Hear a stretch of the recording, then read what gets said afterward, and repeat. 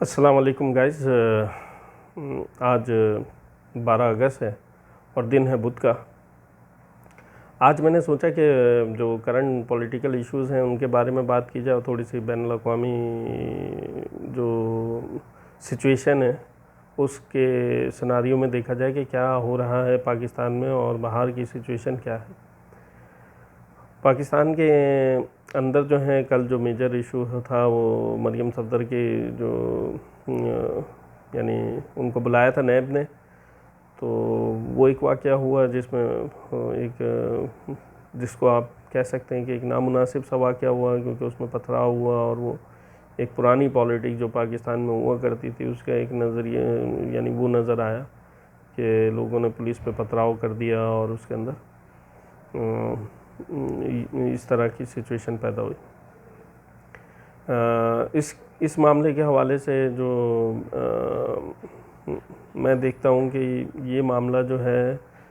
अगर किसी और कंट्री में प्रोग्रेस कंट्री में होता तो उसमें जो है वो डिफरेंट इन्वायरमेंट होता टोटल।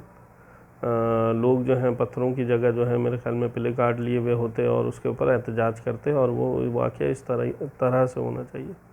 तो हमें सोचना चाहिए कि हमारा ये सियासी बिहेवियर जो हम इस तरह से दिखाते हैं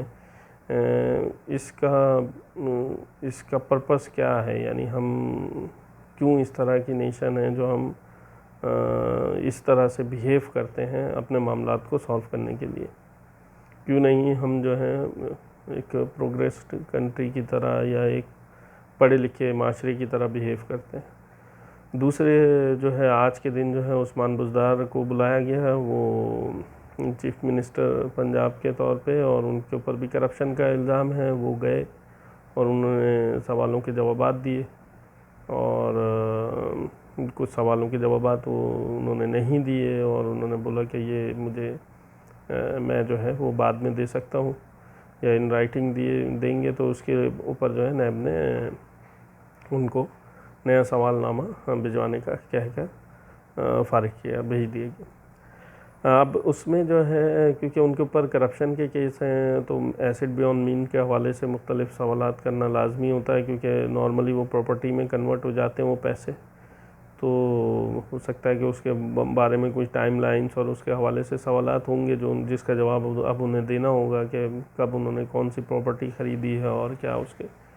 वेब वैल्यू है। ये सारी चीज़ें उनकी और उनकी फैमिली की उनको जवाबात उसके सबके देने पड़ेंगे। तो ये एक वाक़या हुआ। अच्छा, उस्मान बुज़दार के हवाले से अगर हम देखें इस वाक़े को, अगर आप इस तरह देखें कि अगर उस्मान बुज़दार जो हैं वो करप्शन के उसमें इल्ज़ाम में आ जाते हैं तो इफ़ेक्ट जो है वो पंजाब की गवर्नमेंट पे होता है, और पंजाब आपके मुल्क का सबसे बड़ा सूबा है। और अगर वहाँ पर कुछ अनस्टेबिलिटी होती है तो ये इट कैन अफेक्ट आपके फेडरल गवर्नमेंट ऑल्सो, ये आपके उसको भी इफ़ेक्ट कर सकता है। और ये जो मामलात हैं जो अभी जो आपके कंट्री में चल रहे हैं, यानी जो ये जो केस है अगर आप उसकी नौयत को देखें और इसके स्कोप को देखें और आप अपनी कंट्री की सिचुएशन को देखें तो आप खुद डिसाइड कीजिएगा। मैं इसके बारे में कोई राय नहीं दूंगा, ये आपका अपना डिसीजन होगा कि हमें किस चीज़ को किस तरह डील करना है, यानी इस सिचुएशन में हमें किस तरह डील करना चाहिए। यानी पाकिस्तान में जो है स्टेबिलिटी की सिचुएशन क्या होनी चाहिए इन हालात में जब बैनुल अक़वामी तौर पे आप जो हैं अपना जो है ब्लॉक चेंज कर रहे हैं। यानी आपने ये टोटली ओपनली अब अनाउंस कर दिया है पूरी दुनिया में कि आप जो हैं अमेरिकन ब्लॉक को छोड़ रहे हैं और चाइनीज़ ब्लॉक में आपने कदम रख दिया है, और अब आप जो हैं आपके मफादात जो हैं वो चाइना के साथ अलाइन है और सारे प्रोग्रेस के काम जो हैं वो आपके कंट्रीज़ में यानी जो प्रोजेक्ट्स हैं वो सारे जो हैं वो चाइना जो है वो इन्वेस्ट करेगा, और आप जो है उसके मुताबिक जो है आपने अपनी जो प्लानिंग है वो कर ली है और जो इन्फॉर्म भी कर दी है लोगों को। अब इसमें जो है कुछ चीज़ें होने वाली हैं जो नज़र आती हैं, और अगर रीजन को देखें तो इसमें आप देख सकते हैं पहले रीजन की सिचुएशन के बारे में देख लेते हैं कि रीजन में जो है लद्दाख का एरिया जो है वो चाइना ने ऑलरेडी कवर अप कर लिया है, फिर उसके बाद नेपाल है, फिर भूटान है, फिर उसके बाद आपका बांग्लादेश है, फिर उसके बाद अफ़गानिस्तान है, ईरान है, और फिर उसके बाद अफ़गानिस्तान का भी एरिया है। तो अब जो है नई खबरें ये आ रही हैं कि जो लद्दाख का एरिया जो चाइना ने उसके ऊपर जो भी एक्शन लिया है, जो डिस्प्यूटेड एरिया था, जो अपने एरिया पे आके वो जो बैठे हैं, तो उसमें कुछ प्लानिंग जो है वो आपके नेपाल की भी है, यानी नेपाल के कुछ सपोर्ट जो है उसके अंदर है, यानी उसकी सपोर्ट करनी है चाइना ने, यानी उसको जो है, क्योंकि उसकी टोटली डिपेंडेंसी जो है वो इंडिया पर थी, और जो भी उसकी जो आप समझ लें कि खुर्दनोश की अशिया हैं या ऑयल है या जो चीज़ भी है वो थ्रू इंडिया था। तो वो ये चाह रहे हैं कि वहाँ से रोड को एक्सटेंड करके उस एरिया से गुजारते हुए, और उन्होंने अपना नक्शा भी अभी चेंज किया है, तो वो एरिया जो है वो बेसिकली वहाँ से रोड निकाल के वो सीपैक वाली रोड से मिला देंगे, ताकि जो उसकी डिपेंडेंसी है वो चाइना की यानी मार्केट की तरफ आ जाए, इंटरनेशनल उससे कनेक्ट हो जाए। तो ये चीज़ भी अमेरिका की तरफ से भी इसके इशारे मिल गए हैं। अब ये खबरें भी अब जो हैं वो यानी आप ये कह सकते हैं कि मार्केट में आ चुकी हैं इस तरह की सिचुएशन, इसलिए ये जो है ये एरिया जो है वो इस तरह डिफ़ाइन किया गया। और ऑफ कोर्स इसका लिंक लाजमी जो है पाकिस्तान ने जो नया नक्शा निकाला है उससे भी होगा, क्योंकि वो अब जो जगह है वहाँ पर आपको पता है कि मुख्तलिफ डैम और जो रोड है, जो रूट है, और जो ट्रेन का रूट है, वो सारी चीज़ें जो है वो प्लान हो रही हैं, वहाँ पे बन रही हैं। तो उसको सिक्योर होना उस जगह को बहुत ज़रूरी है, क्योंकि आपको पता है कि अमेरिकन इंटरेस्ट जो है इस रीजन में है, और उसके जो हैं जो दोस्त ममालिक हैं वो यानी अगर आपकी चीज़ें जो हैं सिक्योर नहीं होंगी तो आप समझ सकते हैं कि उनके ऊपर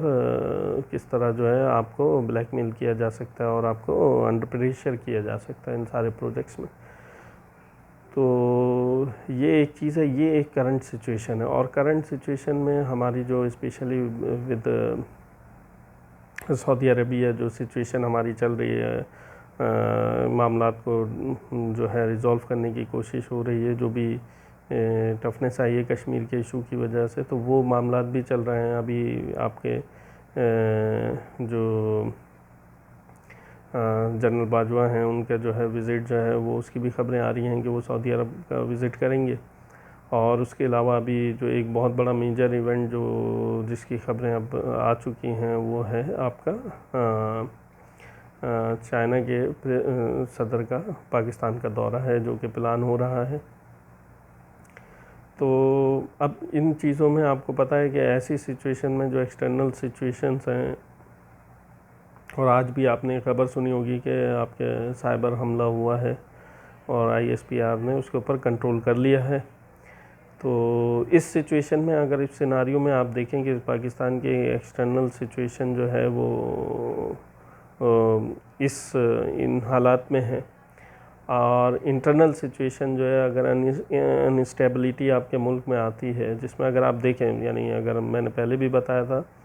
कि कुछ वाक़यात आपकी कंट्री में कंटिन्यूएशंस में होते हैं, लेकिन अभी इन हालात में अगर आप वाक़यात देखें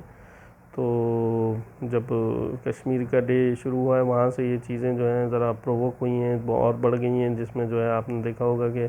कराची में क्रैकर का हमला हुआ है, इस्लामाबाद हाई कोर्ट के इस्लामाबाद सुप्रीम कोर्ट पे फायरिंग का वाक़या हुआ, जहाँ पर बंदे ने फायरिंग की जाकर, ऑल्दो वो एक ही बंदा था, उसको गिरफ़्तार कर लिया गया, लेकिन वो एक यानी एक साइंस होते हैं दूसरे स्लीपिंग सेल को ओपन करने के लिए, उठाने के लिए कि भाई अब आप कुछ एक्शन करें क्योंकि चीज़ें चेंज हो रही हैं। दूसरा जो है फिर उसके बाद जो है अभी आप देख लें कि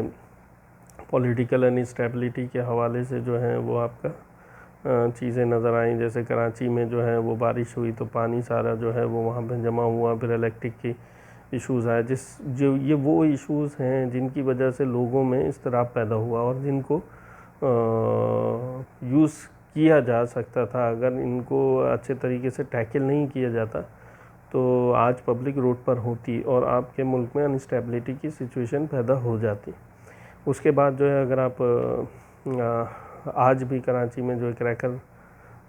बम धमाका हुआ और इस तरह की चीज़ें जो है इशारतन ये नज़र आ रही हैं। और फिर मरियम सफदर का जो ये जो मामला हुआ, क्योंकि ये पॉलिटिकल इवेंट इसको बनाने की कोशिश की गई, तो ये भी ये चीज़ें जो हैं ये आपके मुल्क में अनस्टेबिलिटी। फिर उस्मान बुज़दार का केस जो है, अगर इसको ऊपर जो है कोई इमीडिएट डिसीशन ले लिया जाए, यानी तो और उस्मान बुज़दार को जो है हटाया जाए, तो उस वक्त जो है आपके मुल्क में भी एक अनस्टेबिलिटी पैदा होगी। तो आप देख सकते हैं कि ये जो चीज़ें हैं जो आपके एज ए कंट्री आपके साथ, आपके